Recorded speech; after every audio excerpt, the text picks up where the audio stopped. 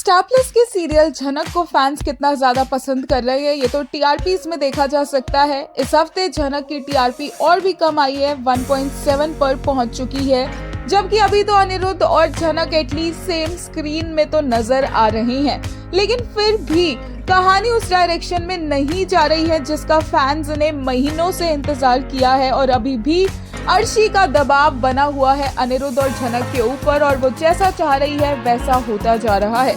बड़ी मुश्किल से अनिरुद्ध और झनक पहुंचे थे एक शादी अटेंड करने के लिए, जहां पर वो एंजॉय भी कर रहे थे। यहाँ तक कि बीच बीच में एक दूसरे को देखकर गाने भी गा रहे थे, लेकिन पीछे से अर्शी गिर गई। और जब अर्शी के गिरने की खबर अनिरुद्ध को पता चली तो झनक को गिल्ट होने लग गया, जैसे कि अनिरुद्ध और अर्शी के बच्चे को इस दुनिया में लेकर आना झनक की ही जिम्मेदारी बन चुकी है। झनक ऐसे बिहेव करने लगी कि जैसे ये उसी की मिस्टेक है, और तो और उसने ये भी कहा कि ना सर जी खुद घर गए, ना उसे घर जाने दिया। और जब दोनों घर पहुंच जाते हैं तो अर्शी भी इन दोनों को गिल्टी फील करवाने का एक मौका नहीं छोड़ती।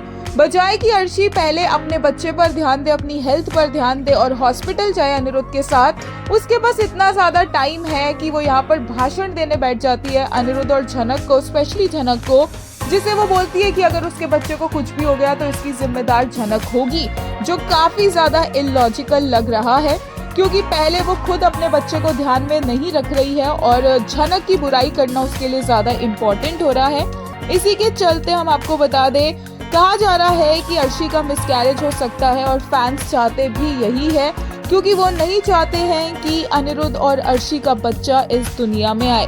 इसी के चलते फैंस के कुछ ऐसे रिएक्शंस थे, स्पेशली इस वाले क्लिप पर जहां पर सब डांस कर रहे थे, क्योंकि उस क्लिप की एडिटिंग इतनी बेकार थी कि वहां पर स्पॉट बॉयज नजर आ रहे थे, यहाँ तक कि कैमरा भी नजर आ रहा है।